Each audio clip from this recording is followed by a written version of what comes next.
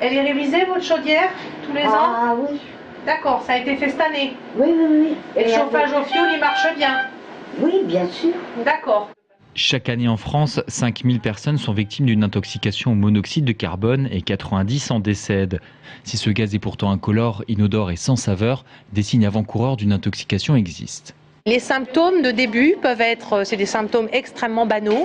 Ça peut être des céphalées, donc des maux de tête tout à fait classiques. Ça peut être un malaise, ça peut être des nausées, vomissements.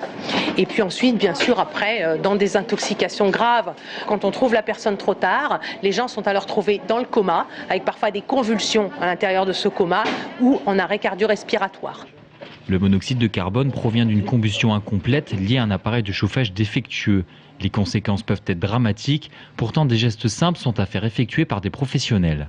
On peut avoir des émanations de monoxyde de carbone dues à un mauvais réglage de combustion, à une mauvaise étanchéité soit du foyer ou du caisson de chaudière en proprement dit. Ce qui est impératif, c'est de faire entretenir sa chaudière une fois par an, systématiquement par une personne qualifiée et agréée.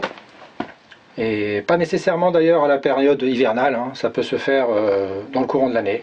Un conseil, si vous découvrez quelqu'un d'inconscient et que vous soupçonnez une intoxication au monoxyde de carbone, la première chose à faire est d'ouvrir les fenêtres pour aérer et oxygéner la pièce au plus vite.